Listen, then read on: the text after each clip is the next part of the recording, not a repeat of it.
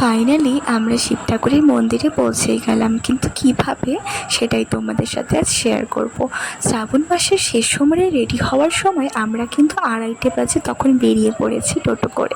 3.5 ঘন্টা জার্নি করার পর আমরা এখানে টোটো নিয়ে যাচ্ছিলাম। এমন সময় কিছু লোক অরেঞ্জ কালার ড্রেস পরে খালি পায়ে কিন্তু হাঁটতে হাঁটতে দৌড়তে যাচ্ছিলো। আর এখানে মোস্টলি লোকজন কিন্তু অরেঞ্জ কালার ড্রেস পরেই এসেছিলো।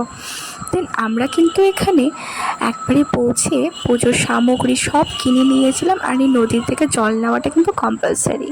আর কারণটা হলো এখানে শিব ঠাকুরকে পাওয়া গেছিলো এই নদীতেই।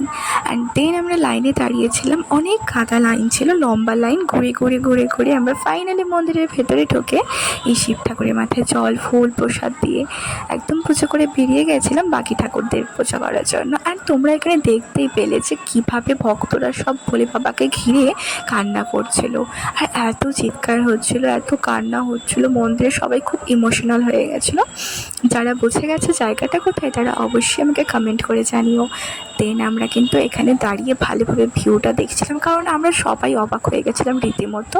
কারণ শিবরাত্রিতেও কিন্তু এত ভিড় হয় না যতটা এই সময় হয়েছে। অ্যান্ড চারিদিকে দেখো, এই ভোর 5টে বাজে, তখন এত সুন্দর একটা দৃশ্য চোখের সামনে, এত লোক, ধূপকাঠির সুগন্ধ, এত দোকান আর পুজোর ঘন্টার আওয়াজ শুনে তো দিনটা ভালোই হয়ে গেল। দেন আরেকটু ভালো করার জন্য খাবারের সুগন্ধ, নদীর ঠান্ডা হাওয়া নিয়ে আমরা ওখান থেকে পুরি আর সবজিকে বেরিয়ে পড়েছিলাম বাড়ির উদ্দেশ্যে।